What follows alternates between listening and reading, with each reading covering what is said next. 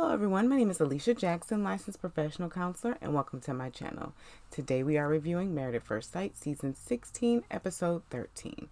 Here at this channel we do a therapeutic review where we utilize the model internal family systems to really kind of explore the inner world of the cast and to hopefully learn a little bit about relationships and also potentially about ourselves. If you are returning, welcome back, and please like the video and subscribe to the channel. Now let's get into it.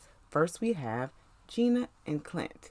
Now this is the episode that I usually love the most and wish this would happen earlier in the season, where they get to introduce their spouse to their world, right?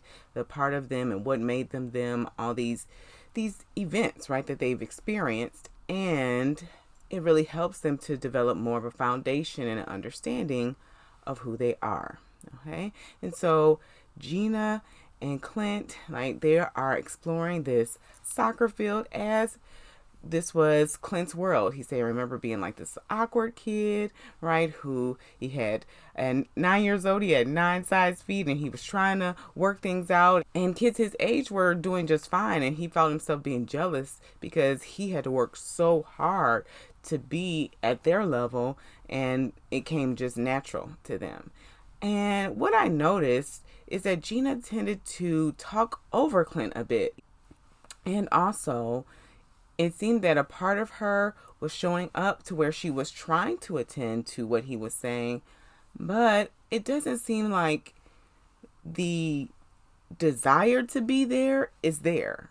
It seems a bit flat, and I know we are still getting to know Gina, and so she has some walls up, right? She has some protection about being vulnerable, and so maybe that's what we're seeing in this interaction with Clint, but he's sharing.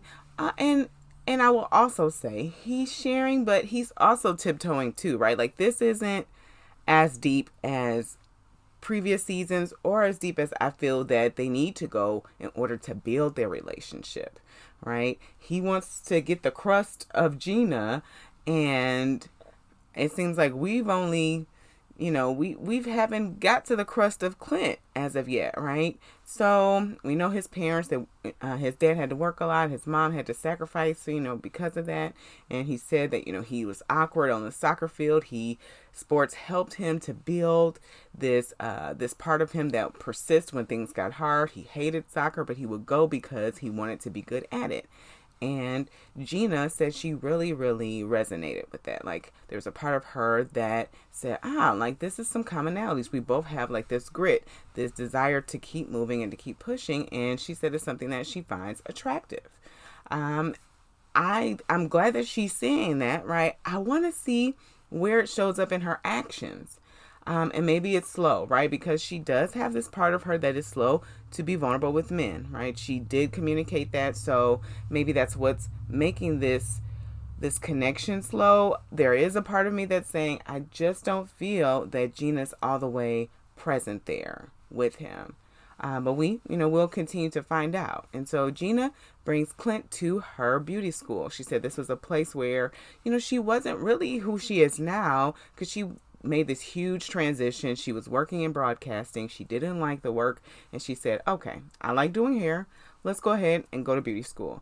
And she made this really risky decision. She said, I was bartending, so I had money to take care of myself, but this career change was life-changing, and she never would have thought that her then would be where she is today. And so Clint's like, wow, I'm realizing that, man, Gina has a part of her that takes a lot of risk. I had to say that you didn't know that when you both got married at first sight, but he's also seeing it in more areas of her life. So I hear that. And so that's also something that he admires. And he said he's having more of appreciation for the salon and having more patience, right, for why she's so focused on the salon, right? Because remember last week, she's got this part of her that has to be financially stable, because there was no safety net for her and her mother, right? It was just them. And so she has this part of her that's saying, okay, we can't be without, we cannot lack. This is survival. And so that's why she's pushing so hard for this salon. So they're trying. I see that they're trying. They're making some connections. It still feels very platonic. I don't see them leaning in, making extra touches. I don't know if the camera's not catching that. Their storyline isn't captivating as some of the other ones, but even just this season alone, there's just a lot of platonic connections. Very either slow moving connections or just very, like, most seasons they would be a little bit further than where they are. And I just don't also feel that they met with the experts a little bit more than where they are now. Like, next week they're meeting with Dr. Pia, and I'm like, where have you been? And I feel like if there were some other things resolved, they take too long, in my opinion. But that's my common critique of the show. Later on in the episode, as a way that they are connecting with each other, Gina invites her salon workers to meet Clint, right? So that he gets to learn a little bit more about her world. And Clint is a great sport. Like, he's leaning in, trying to understand like what life is like in the salon, how was Gina in the salon, and they talk about how organized she is, how much of a support she is. Now, they are talking from a place of like, hey, I'm in my boss's house and talking about my boss, right? So I can say that, they seem to be truthful, like, and enthusiastic about what they're saying. So I'm going to lean and say that they are being fully honest, but they're saying how much of a support she is, how much of a great salon and environment that she creates, and that they plan to stay there long.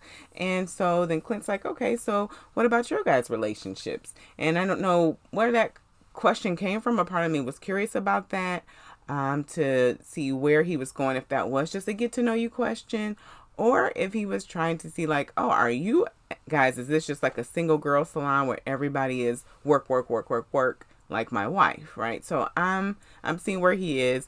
He said, for me, I'm married, and my marriage depends on whether this lasagna tastes great. Now Clint's a jokester. Now, he did not really make a very enthusiastic response about how Gina's lasagna tasted, but he did say that he's still in it to win it. But again, not really a lot from this couple. So I don't know. I don't know what they're going to do or what they're going to need to do in order to keep moving forward in this. The focus for Gina is the salon, which is survival. So it's not a slight against her. I don't see that, at least from what they're showing me on Married at First Sight, that she's like fully into this process. Next, we have Shaquille and Kirsten. And so Kirsten is showing Shaquille a house because she wants to, and actually Shaquille wants to, learn a little bit about her world, continue to know, right, more about her world, her work life. And so she's showing him this $2.9 million house, and it was beautiful. It was wonderful. And they're talking about, oh my goodness, could you imagine living in a house like this? Oh, I could hear the kids running up and down the stairs. I'm like, okay, they're talking future. It's a bit far, right? But they're talking future. And also what's happening too, it seems like Kirsten's kind of leaning in a little bit to this relationship more than she has in the past, for sure. And so Kirsten says, well, hey, this is what I'm expecting, right? I'm expecting for my husband to purchase a home for me. Like, are you going to be able to purchase a home for me? And Shaquille said, hello, I'm sorry, I'm confused. Like, are we going to purchase a house together? She's like, well, my name will be on the deed, but no, I'm asking for you, right? This is what my expectation is of you to purchase me a home. I've seen other husbands do that. They buy their wives cars and houses, and hey, you expect for me to have children. That's a nice push gift. I'm like, well, that's a really big push gift. I hear that. So we're hearing now, right? There's a part of her that has some really high expectations of Shaquille. Now, later on, at the after party, she said this was a joke. This didn't seem jokey to me in this moment. It didn't really read joke. She did smile. Kirsten is a bit hard to read. She does have her face is really kind of flat, right? She has this flat affect, and her voice kind of stays in this very soothing kind of space. It doesn't move a lot. So to know if she's joking, not sure to say. It doesn't seem like it just because Shaquille said, well, we just met. I know my lease is up in 3 months, but we need to take things slow. I'm going to just graduate college. I need to pay off this degree. Like, we need to see what we can financially afford, all these things. And she's like, okay, well, if you want to be married to me and stay in this relationship, then this is what I need. And he said, oh, okay. She said, yeah, this is who I am, right? So that's what she said. This is who I am. That didn't seem like a joke to me, right? I know that's later what she communicated. In this moment, this is who I am. That seems like a very direct statement of, this is my requirement of you, right? This part of her that's saying, hey, I expect this and I'm not going to change. Like, this isn't moving. This isn't up for discussion. That's the energy I get from this moment. And so Kirsten shows Shaquille her childhood home and how she said, looking at this home, I have all these wonderful childhood memories of family and fun together and Christmas, and how beautiful it was for us all to be together. But then my parents did get a divorce. So there's also some pain there, right? Of the things that I missed out on because I really wanted my family to stay together. But even through that, my dad showed up as a provider, and he really showed up. It feels like a younger version or younger part of Kirsten really valued, and maybe that's how her father communicates love for her. And that's how she's expecting for Shaquille or her husband to show up for her in that way, right? Because of that. And that younger part of her inner child can have that expectation. However, that's something for her to get curious about, not for a part of her, this one that has the expectations, to make Shaquille do it, right? As he says, wow, yeah, that is great for a husband to do that. A husband needs to provide. He has that same value. A husband needs to provide for his family, but a husband needs to want to do it, have the desire to do it, not be forced to do it. All right. So we're seeing a part of him saying, hey, I want some autonomy. I don't want you to be dictating how I show up for you in this relationship. Okay. And kudos to Shaquille. Kudos to him. He has been speaking up for himself throughout this experience, and how his experience of Kirsten has impacted him, right? The impact, what we don't know the intent.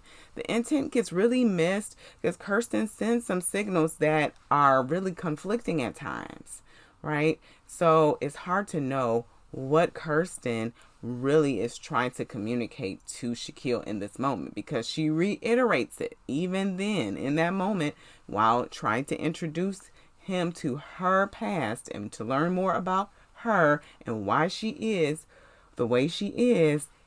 She said, hey, my dad did this. I need you to do this. He said, well, okay, I want to meet Dad. I want to sit and talk with him. I want to really understand where he's coming from. And she said, well, my dad just automatically did this. Now, this I feel maybe was a bit too far. I don't know. Her intent was probably saying, well, you need to do this. You don't need to have a conversation with somebody about coaching you on what you need to do. Well, Shaquille just told you in a letter in the episode last week that his father didn't show up for him, and he had to go search for his father at 17 years old. 17. So where's the grace? I don't see the grace in that moment. I'm not saying that Kirsten doesn't have grace in her being for Shaquille, but in that moment, it seems like that part of her, that demanding inner child, doesn't have the grace for Shaquille in that moment of, he didn't have his father for 17 years of his life. He had, he had to seek him out, and we still don't really know the status of their relationship. Shaquille's family comes up to meet Kirsten. They come up from New Orleans, which I thought was so sweet, and brought Mardi Gras beads. It was his godmother and his godsister. And so they start sharing all these pictures, embarrassing pictures, and sharing stories about Shaquille, and how he really had a passion to bring his family together, which makes a lot of sense. He is the only child, and he's with his mother. His mother was working a lot, so he was alone a lot. He wants connection. He has a part of him that has been alone, needing connection, which is probably why his 17-year-old self went to seek out his dad. He's like, okay, you're not going to come find me. I'm going to come find you. And so he's had a passion to build a connection and build a tribe for himself, even after the passing of his grandparents, which, is it's a challenging thing. And often it's very common that when the matriarch and the patriarch passes, that the family tends to kind of go right into their quarters. And so Shaquille kind of brought them together. And his god sister also talked about how he also played a very integral step in her life and has always been there from the beginning and been a support to him. And so Kirsten's taking this in, and she's like, wow, I know Shaquille said his family is important to him, but he's really made an integral and plays an integral role in his family.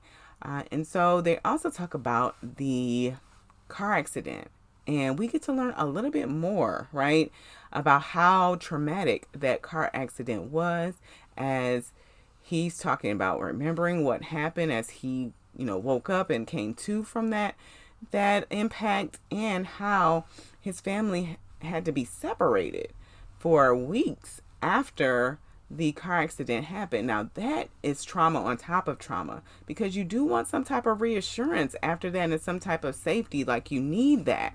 And the fact that he was away from his mom and his mom was away from him, like that's a lot. That's a lot. And talked about how when they first got back together, they just all cried in the same room. I just like, oh, my heart. Again, alone. He was alone in his pain, right? He doesn't want to be alone anymore. So Kirsten's hearing this, and she said, okay, well, I'm hearing how driven he is and how much he's doing all these things for the family. And so how is that going to show up in our relationship, in my marriage, right? I hear this part of her that's saying, well, what about me? Because, I was waiting for my dad to come pick me up, and I had to wait, because they were divorced, right?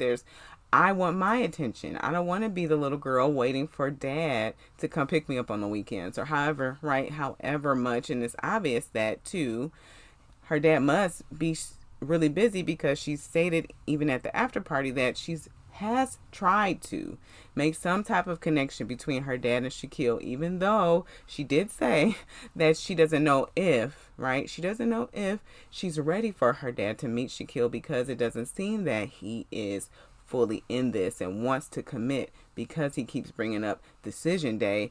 And I know his intent is like, we are still new to this.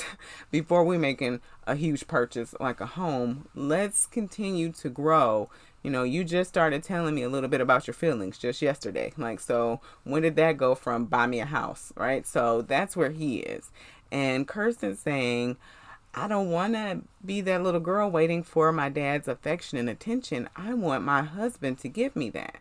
And so that needs to be, right? That needs to be an honest conversation between the two of them about his work life, community, mentoring, family balance. It seems that how Shaquille gets his needs met is by doing activities together, like doing things together, even with the paintball fight or whatever kind of gun activity that they were doing together with Jasmine and Eris. He's like, I want us to have fun together. I want us to be together. He likes doing activities together. And for Kirsten, her need is she wants someone to show her love and affection and take care of her, right? And so that's her daddy wound. So whether she knows that she's aware that she has it or not, it's there and it's showing up. It's showing up, and Shaquille's like, "Hey, I didn't do the wounding. Like, what I gotta do? I have to do X, Y, and Z, right?" And so that's this push and pull in their relationship right now. So on the double date, Shaquille is sitting down with Jasmine talking about how it is bothering him. It is bothering him that he hasn't met her dad. He had a picture of how things were going to go, right? He had an expectation. And of course, I'm sure his younger self never imagined that he was going to be on a television show getting married at first sight. Now, Kirsten says she's disappointed. She's disappointed at the after party, saying that he's sharing this with Jasmine, but not sharing this with her. And Eris tried to come up to his rescue and say, well, maybe he's having a hard time, black man. And she said, no, Shaquille is very vulnerable. I'm not going to accept that. I say this, vulnerabilities are not all created equal, right?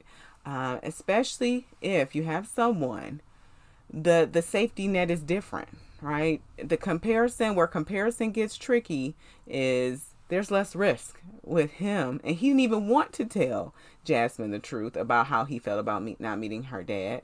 But there's less risk involved to tell Jasmine versus all the risk of telling Kirsten. You already you don't like I got a bald head. You think I'm too funny. You don't like, now you expect me to buy a house. I don't got all that money to buy your house. So it's all I'm not enough. I'm not enough. I'm not enough. That's what he keeps hearing from Kirsten, whether she realizes that or not. And so it's more risk to say, well, hey, I'm really upset that we haven't connected. Kirsten also said, I have made attempts, and he didn't communicate that I have made attempts. And I don't know if it's not that he doesn't recognize those attempts. It's just that he's still upset that he hasn't met her dad and hasn't connected. And I'm sure that's also coming from a place of him wanting a dad, right?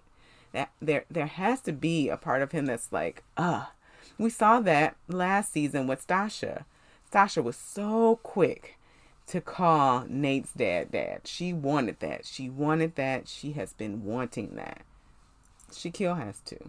And so after the double date, they're discussing the house and Kirsten's expectations. Now, she said she was joking because she brought up vehicles and everything. And so Shaquille's like, look, are you joking or are you not joking? Because you said I joke too much. Now, what's happening, right? So he's getting upset because he's hurt, and how Kirsten responds to him when he's upset, we're seeing like there's a part of her that's maybe conflict avoidant, and at the same time, it's also saying he's crazy for being upset.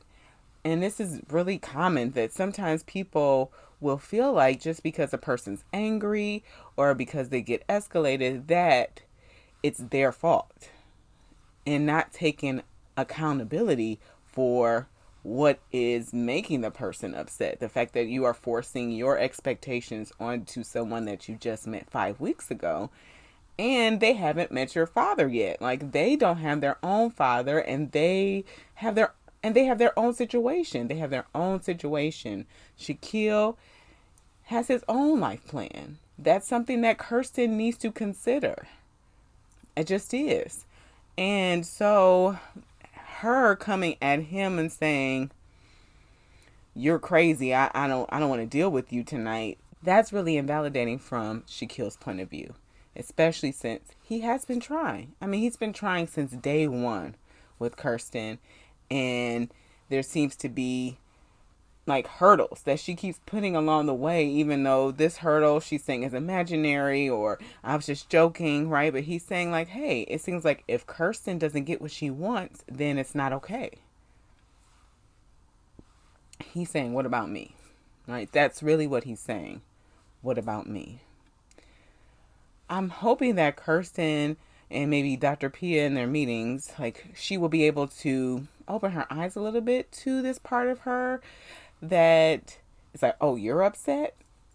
Something, okay. Like, like there's got to be something. I know even with Eris, when she was talking with Eris at the double date, she said, we have these miscommunications where we're saying the same thing, but it's just not landing. And that does happen. And at the same time, in this situation, this is different. This is different because she said she's playing, but also she kind of reiterated that point of, hey, I'm expecting you to buy me a house. So I need Kirsten to make it make sense for Shaquille specifically. Next, we have Eris and Jasmine. And so Jasmine's meeting with her friend, and she's like, hey, girl, hey. And she's like, yeah, so how's married life? And she's like, well, you're married, So they're talking, right? Talking about where Jasmine is. She's like, I'm not used to being this vulnerable. I'm not used to being this open. I didn't know marriage was going to be this hard. We got this guy who I'm really excited. I had these butterflies, right? At the beginning, I had them. And then it's getting weary. It's getting weary. She's a part of her is getting very wary of this process and him and where he is in this process. And so she said now he's really vulnerable and she's in a space where she doesn't want to open up herself. Her attraction to him is decreasing day by day. And her friend said, hey, I don't want that to happen. So you need to keep yourself open. Keep yourself open to this process. And I hear her friend, right? That's great advice. However, for her internally, right, she's fighting her nervous system. That's what's happening. So she's already in a situation where her husband has stated, I'm not attracted to you. You're not my style. You're not my type. Okay. And it's being reiterated constantly. There's no validation or affirmation of who she is as a person and how she showed up for him. That's not happening at all. And so there's only so much her nervous system is going to allow her to be open. There's only so much because they said, this is risky. You put yourself out here. We did this. We made this huge risk of getting married at first sight. Now you want me to maintain being open while this man for the last 5 weeks has said X, Y, and Z and has not done X, Y, and Z to me. I don't know. Right. That's what I feel is happening internally. She's just not saying it out loud. Right. And she talked about how, she is closed off. She's not used to speaking up for herself. She's not used to leaning into conflict. She's used to running away from it. And so she said, hey, I'm going to try to be more open, but I need him to show me and put in some more work. Valid. And so we'll see what that work looks like, right? So Eris takes Jasmine to this baseball card shop, I'm guessing is what it's called. And so Jasmine's like, man, I wish I would have collected things when I was a kid. And so he talked about he collects these baseball cards because this is, again, a connection to his dad. There's parts of him that are just like holding and grasping to hold on to the parts of his dad that he got, right? And he talked about how he moved a lot. He moved around a lot as a kid.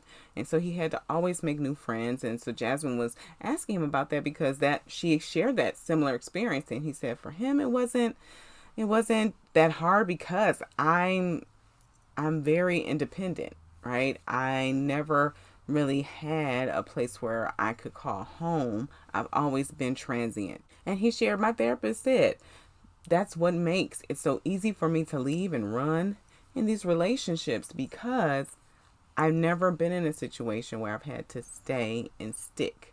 So Jasmine's hearing this. She's hearing this through her lens. And even he talked about these people who have had stick around in these relationships that aren't serving them. That's not me. That is not me. I'm out of there. That is Jasmine. The person he's talking about is Jasmine. She said that early on. She had a tendency to stay in relationships for too long because she wanted to make it work.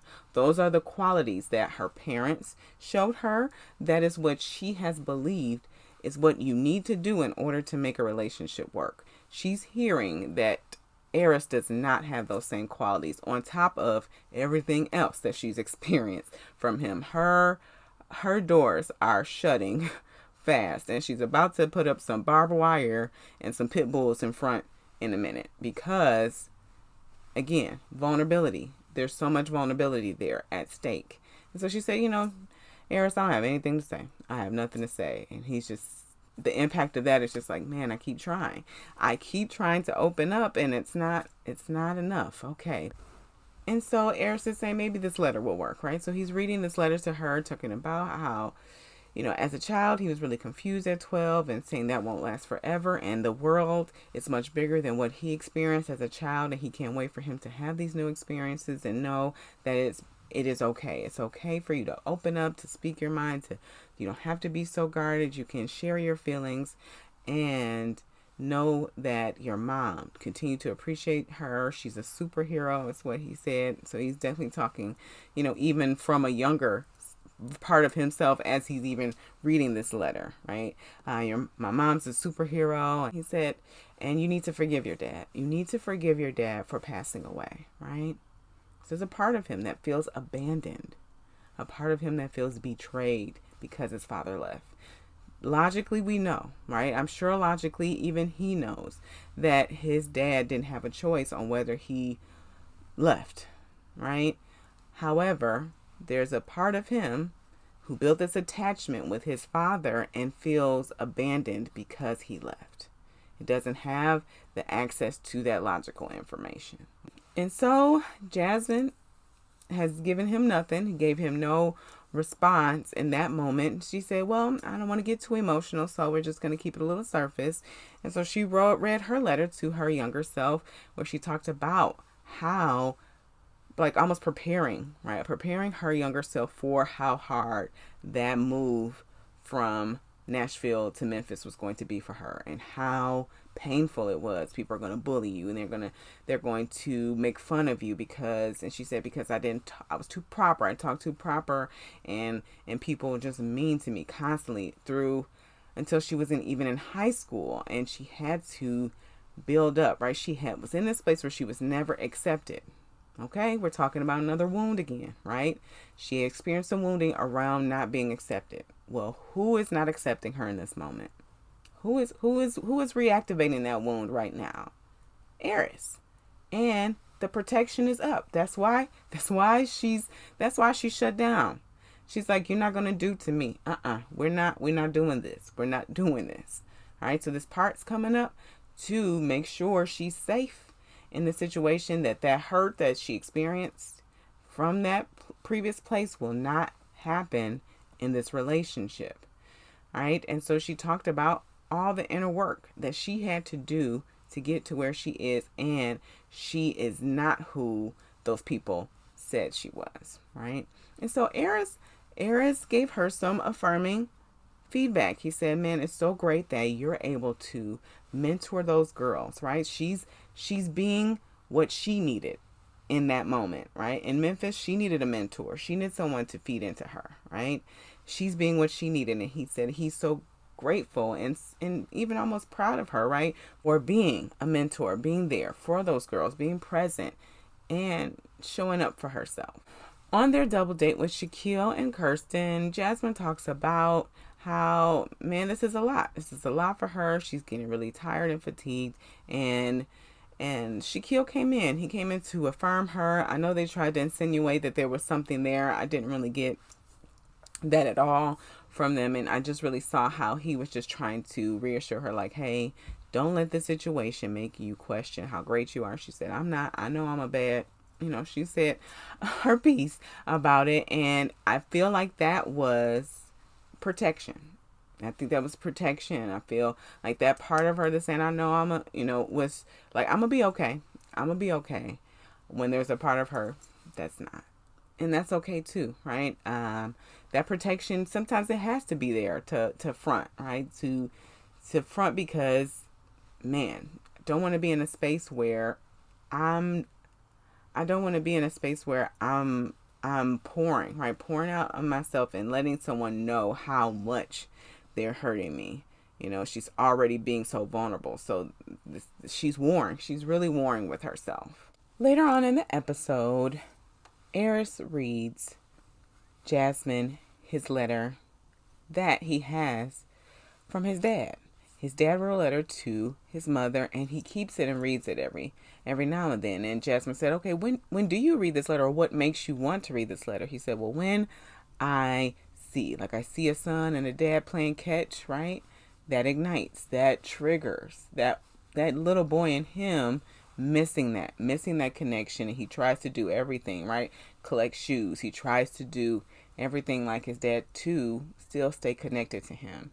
And so Jasmine did meet him. Jasmine did meet him in this moment. She really felt like it was sincere. And so she gave him some warmth. There was some forward movement for both of them. So if Eris continues to show improve, potentially. But my hopes are not high just because I feel like Eris has a long learning curve. He's got a long way to go in order to meet Jasmine where she is.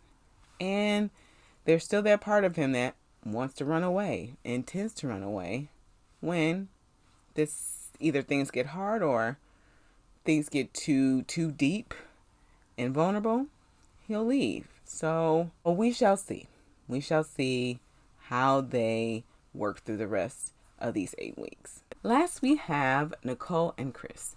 And so Nicole's not from Nashville, so she takes Chris to this deli. It was a Italian deli that they used to go to in New York, and food has always been a comfort for her, and so this just kind of feels like a warm and familiar place for them.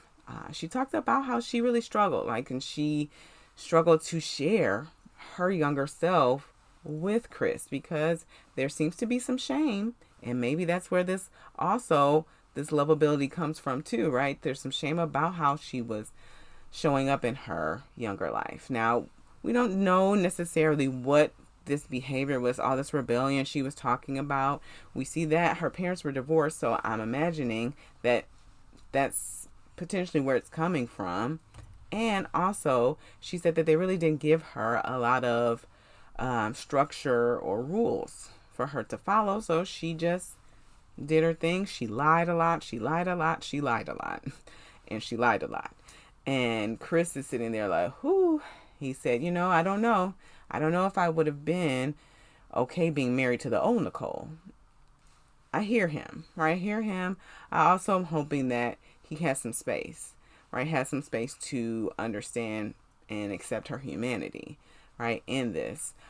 Because I think a lot of times what happens is when a part of us, because we know this and we'll kind of get to this a little bit later, that Chris has this part of him that values being a good, nice human being, right? And the fact that Nicole wasn't, that's activating, right, to him, reminding him of his past relationships and even probably other people in his life, right? And so he's not really seeing all of Nicole and the fact that there's a reason why. There's a reason why she was showing up in that way. Now, not saying he needs to tolerate her behavior or to endure, right, this, because if she is being dishonest to him or some of these behaviors are showing up in their relationship, then that is a problem, right? But him being open to her humanity as a young kid trying to navigate the big emotions of a divorce and everything else, right? Adulthood, her body changing. She talked about all of that. So there was a lot going on. Nicole also stated that she has always required a lot of attention she said from the beginning. She's just always been that way. She said her parents gave her a lot of attention. I'll also say too that there seems to be a part of her that is anxious around attention. And so I don't know if that's coming from how she built her attachment with her parents or if that's surrounding the divorce, right? So that could also be a factor. Attention, needing attention. We all need attention. That's from jump, right? Now, when there are parts of us that are working to make sure we get attention because we didn't get the attention that we needed, maybe her parents didn't check in on her and be present with her about, hey, how is this divorce hitting you? And they didn't attend to that. She felt alone in that, right? We don't know, right? But the fact that she needs attention isn't a character flaw, isn't a gotcha or anything to that nature, because we all need attention. And I know there's this thought out there that we don't, and attention seeking behavior and all of that. well, there's a reason why that person's seeking the attention, because they didn't get it when they needed it. And so they have parts of them that are making sure that they get their needs met, right? So they can feel in control and make sure they get their needs met so they can feel that they matter, right? That's what's happening there. So they're driving, and Nicole, she says she's finished writing her letter, and Nicole is reading Chris's letter. I understand he's driving. I had a part of me that wishes that Chris would have read his letter, because there could be a moment. There could be a moment where the voice he's using could actually connect with, right, his inner child, and him speaking from that place can make it more real for him, and help him to get more clarity about what's happening internally for him as well. They talked about how, he valued his mother, how he wished he could have spoken up for his mother and let her know that this man who she was in a relationship was not okay. So we got this part of him that wants to save and feels the responsibility of saving, and said, I feel like if a third party would have told her about this person, because he was using substances and not being kind, mistreating his mother. And so he had this part of him that's saying, I'm going to do something different. I want to be a man. I want to be the man that my mother deserved. He's like, I'm going to be the man that my mother deserved. Okay. That's huge. That's huge, right? Because he had this one who witnessed his mother being mistreated, a person he loved. That is distressing. That is traumatic for a child. He's powerless in this moment. So how he's going to take control and protect himself from experiencing that is making sure in every relationship he treats every woman how he wanted his mother to be treated. Not realizing that he also needs to attend to how he's being treated, right? And so Nicole reads her letters, letting her know that she's lovable, even if she questions it. We talked about that at length. And that even though she thinks she knows everything, she doesn't. And that sacrificing who you are for other people, it's not the way to go. Stay true to yourself and know that you are worthy of love. And so Chris is saying, like, what is it that made you question whether you were worthy of love? And she said, that first relationship just really, really shook me to my core, more than actually I realized. And he asked, well, do you still have that fear? And she said, yeah, I do, actually. But if we do, break up, and even if it is, amicable, I'll still be hurt. I just want to make sure I'm giving my all in this relationship, especially because of who you are as a person, right? Later on in the episode, Chris takes Nicole to this paint store, and she's like, am I getting a pedicure? He said, not quite, as his father was a painter. And he talked about his experience of his dad, how his dad wasn't the most nice person as well. And they were divorced as long as he could remember. And when he did come around and he was helping his dad, as he had a painting company, that his dad was he was a perfectionist, and nothing was ever good enough, right? For his dad. He was never good enough. He kept trying. And he again felt like, these are the two men I have. And he wanted to be something completely different from who they were. More wounding, right? Around Chris being this very nice guy and treating people how he wanted to be treated. We become what we needed. He stated that he is grateful that their relationship has grown, right? He said he needed someone to dog sit, and he didn't want to ask his dad, but he did. And he noticed that, from his view, he said he noticed that his dad taking care of the dog helped him to really know how to love. I don't know if that's true, but that's what he's saying. He also said that even this experience of him getting married and how he is engaging in the process and meeting Nicole, and he's appreciating Nicole and how she's showing up for Chris, like that's also helping their relationship to mend. So that's great to see, right? That's great to see for Chris and his dad, and hopefully he can get a little bit more curious about this young boy who experienced these two harsh men who caused him harm, right? And also for Nicole to get curious about the young girl who may have been upset and hurt by her parents' divorce and went out feeling unloved, right? Feeling unloved by that, and went out seeking love, right? Seeking love from people who were limited and not fit to meet those requirements. So you let me know. You let me know how you're feeling about these couples. Nicole and Chris. It's Nicole and Chris for me at this point. Any other couples, I don't see that they're going to have what it takes to continue to move forward. Even with the progress that Shaquille and Kirsten have made, it's still, the jury's still out. If you are still with us, please be sure to like the video, subscribe to the channel, and as always, be cool, be calm, be centered.